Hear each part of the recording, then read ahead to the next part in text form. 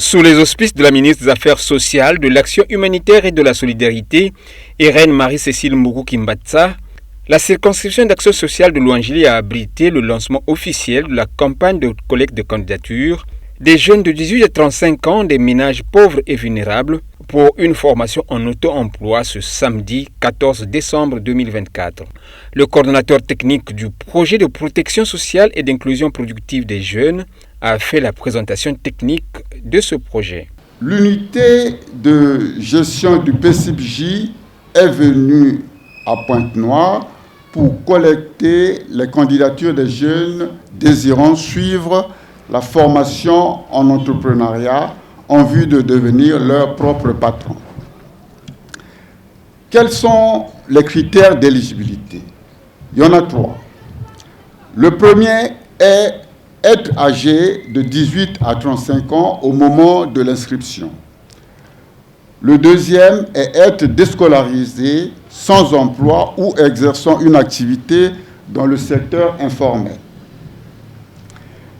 Enfin, le dernier est être résident dans les zones urbaines et périurbaines. Le PSIJ cible 40 000 jeunes des villes de Brazzaville, Pointe-Noire, Dolisie et Ouessou pour bénéficier d'une formation gratuite en entrepreneuriat. L'appel du ministre des Affaires sociales, de l'Action humanitaire et de la solidarité à l'endroit des jeunes au cours de cette cérémonie de lancement. À travers le PSIJ, le gouvernement congolais va former en auto-emploi, comme venait de le dire monsieur le coordonnateur, 40 000 jeunes, dont 14 000 ici à Pointe-Noire. Le gouvernement ne se limitera pas à leur formation.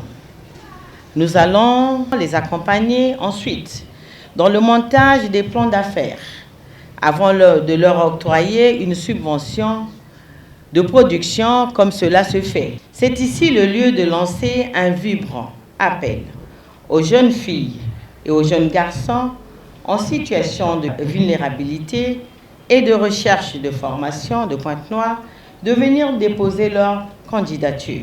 Quelques jeunes de cet arrondissement ont déposé leur dossier auprès des membres de l'unité du projet pour se faire enrôler. On m'a juste demandé la photocopie de l'acte de naissance, la photocopie de mon diplôme de BPC, c'est tout. Et s'il manquait de moyens, il n'y avait pas la possibilité d'aller donner l'argent pour aller faire une formation. Signalons que des points de collecte seront ouverts dans les 6 arrondissements de la ville de Pointe-Noire à partir du 16 décembre pour recevoir des dossiers de candidature des jeunes, déscolarisés et vulnérables.